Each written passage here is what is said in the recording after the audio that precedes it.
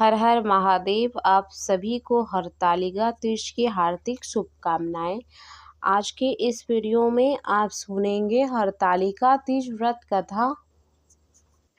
हरतालिका तीज का व्रत माता पार्वती ने भगवान शिव को पति रूप में पाने के लिए किया था। हरतालिका तीज व्रत की कथा खुद भगवान शिव ने माता पार्वती से कही है।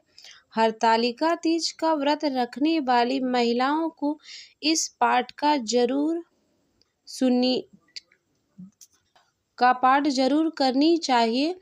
वरदान व्रत का पूरा फल नहीं मिल पाता। विस्तार। हरतालिका तीज पर वैवाहिक जीवन में सुख शांति और आनंद की प्राप्ति के लिए जिस कथा का पाठ किया जाता है उसके वर्णन भविष्य पुराण में मिलता है। हरतालिका व्रत रखने वाली व्रतियों को इस कथा का पाठ करनी चाहिए अथवा श्रवण करनी चाहिए। धार्मिक मान्यताओं के अनुसार इस कथाओं के पाठ के बिना हरतालिका तीज का व्रत अधूरी मानी जाती है। जिनके केशों पर मांदर के पुष्प की माला शोभा देती है और जिन भगवान शंकर के मस्तक पर चंद्र और गले में मुंडों की माला पड़ी हुई है, जो माता पार्वती दिव्य वस्त्र से तथा भगवान शंकर दिगंबर वेश धारण किए हैं, उन दोनों भवानी शंकर को नमस्कार करता हूँ। एक बार कैलाश पर्वत के शिखर पर पार्वती जी ने महादेव जी से पूछा, हे प्रभु, मुझसे आप वह गुप्त से गुप्त वार्ता कीजिए जो सबके लिए सब धर्मों से भी सरल तथा महान फल देने वाला है। हे नाथ, यदि आप प्रसन्न हैं तो आप उसे मेरे सम्मुख प्रकट कीजिए। हे जगतनाथ, आप आदि मध्य और अनंत रहित हैं। आपकी माया का कोई पार नहीं है। आपको मैंने किस भांति प्राप्त किया है? कौन से व्रत तप तथा दान के पुण्य फल से आप मुझको वर रूप में मिले हैं? कृपया करके बताएं। महादेव बोले, हे देवी, सुनिए, मैं आपको सम्मुख प्रकट उस व्रत को कहता हूँ जो परम गुप्त है। जैसे तारागणों में चंद्रमा और ग्रह से सूर्य, वर्णों में ब्राह्मण, देवताओं में गंगा, पुराण में महाभारत, वेदों में साम और इंद्रियों में मन श्रेष्ठ है, वैसे ही पुराण और वेद सब में इसका वर्णन किया गया है। जिसके प्रभाव से तुमको मेरा आधा आसन प्राप्त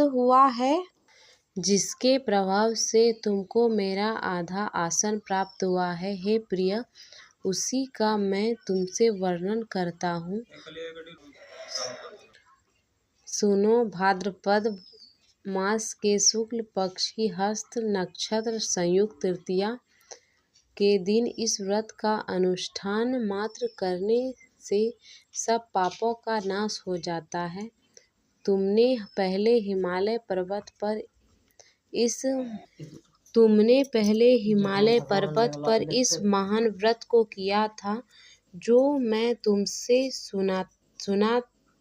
सुनाता हूँ। पार्वती जी बोली, हे प्रभु, इस व्रत को मैंने किस लिए किया था यह मुझे सुनने की इच्छा हो रही है, तो कृपा कर मुझसे कहिए।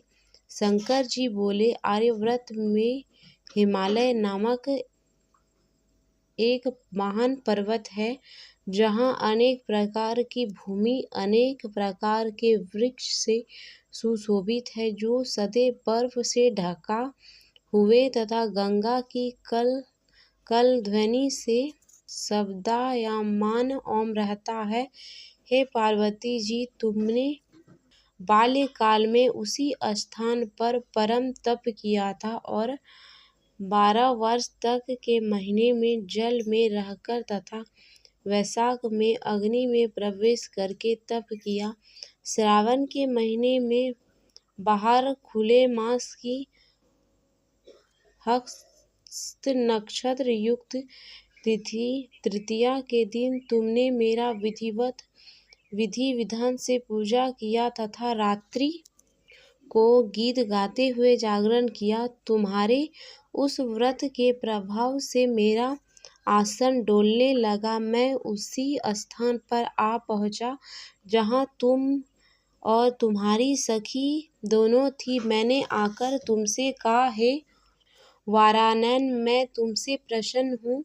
मार्ग तुम मुझसे मांगो, वरदान मांगो, क्या मांगना चाहती हो। तब तुमने कहा कि हे देव, यदि आप मुझसे प्रसन्न हैं तो आप मेरे पति हो। मैं यथार्थ ऐसा कहकर कैलाश पर्वत को चला गया और तुमने प्रभात होते ही मेरे उस बालू की प्रतिमा को नदी में विसर्जित कर दिया। हे सुबह तुमने वहां अपनी सखी सहित व्रत का पारायण किया।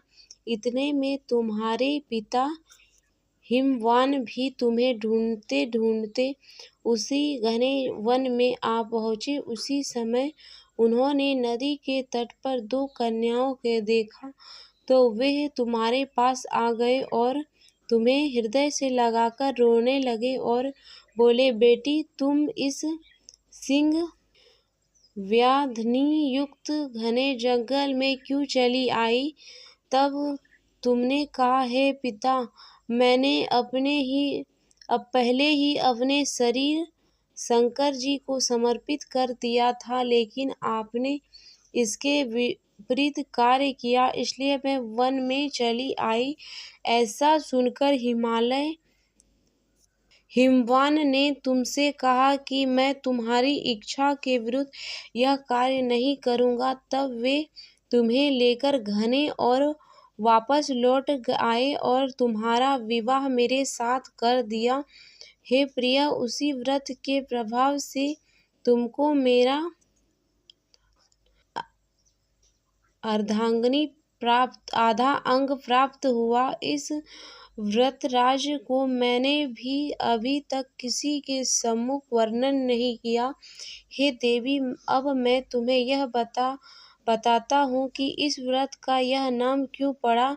तुमको सखी हरण करके ले गई थी, इसलिए हरतालिका नाम पड़ा। पार्वती जी बोली, हे स्वामी, आपने इस व्रतराज का नाम तो बता दिया, लेकिन मुझे इस विधि और फल भी बताइए कि इसके करने से किस फल की प्राप्ति होती है। तब भगवान शंकर जी बोले, इस स्त्री जाति के अति उत्तम व्रत की विधि सुने। सौभाग्य की इच्छा रखने वाली स्त्रियां इस व्रत को विधि पूर्वक करे। केले के खंभे से मंडप बनाकर उसे वंदनवारों से सुशोभित करे।